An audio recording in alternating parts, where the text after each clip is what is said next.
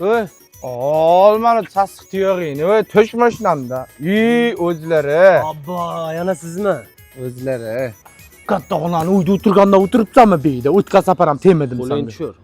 Qo'lingni ol. Yo'q. Olagan joyimda turaman, joyingni topib ol qarochi. Miyani qizdirma. Miya bo'lsa qiziydimi? Miyani unini bilasanmi sen o'zi? Voy, menga chaqir odamingni sanman. O'zi sizni knopkangiz manda. Okayan o'tqa safarga kirmishim, yana yo'limdan chiqdi Chigiritga. Shundoq keling, shu bugun tochkasini bosib qo'yaylik.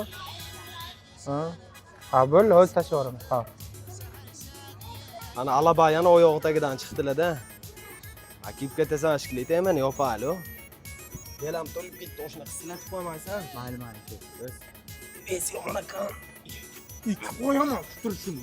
Bollaki o soati jamlab. Xitoy optika shikilidan. Beyda Xitoy faqat sensan. Sen qo'lingni Kirmish. San ko'z gaplashamiz. Sevmayman o'shdan. Durib, tushgan tomonga bor. Orqondan o'tibdi.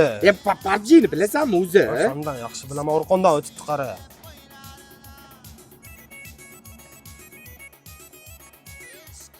Interneting qotib qoldimi seni? Yoraman seni o'zi. Elingiz Ota, nima ishida? Sariq mo'shu. Yana yo'limdan chiqib, nervim o'yindi. Achasini uyda eshigini ochib olgan. Ochma dedimman, men bunga gapim o'mitdi. Boshunam ko'kim bilan O'tqa saparam nervimni buzgan. Indamaganman-a. Yur gaplashaylik uchun o'tdim. Oka, ehtiyot tarafimni olmasangiz bilasizlar nima bo'lishini? Ha bilaman.